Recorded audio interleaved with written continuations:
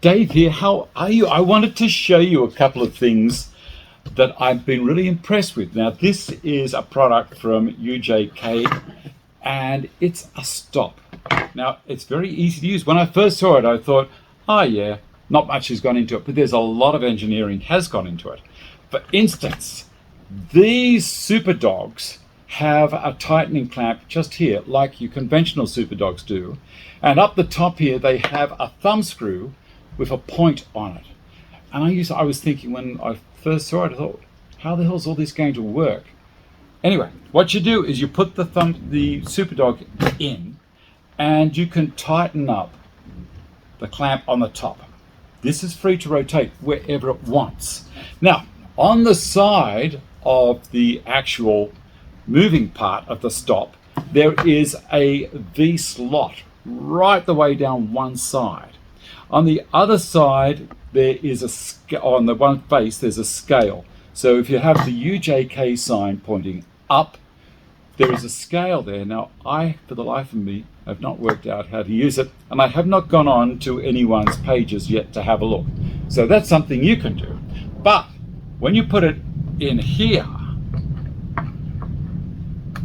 and tighten that screw up, it won't allow this to rotate.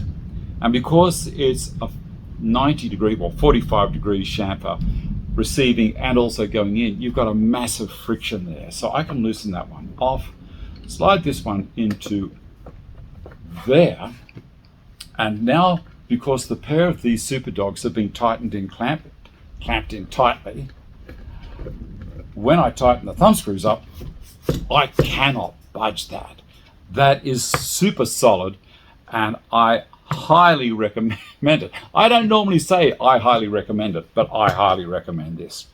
Now, you could use this on this side if you're cutting over here, like if I've got my track saw running here, because this is where I use it on my bench, or if you've got an MFT, you could have it also on the side where your left hand would go and you're doing your cut with the right hand.